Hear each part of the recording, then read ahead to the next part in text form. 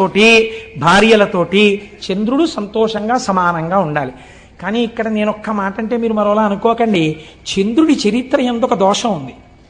ఏమా దోషము? మీకు దేవీ భాగవతంలో మొదటిగా అదే. ఇప్పుడు నేను దాన్ని ప్రస్తావన చేస్తే దానికి మళ్ళీ వివరణ చేయాలంటే మహాప్రభావం 3 రోజులు పడుతుంది. ఎందుకు వచ్చిన గొడవ?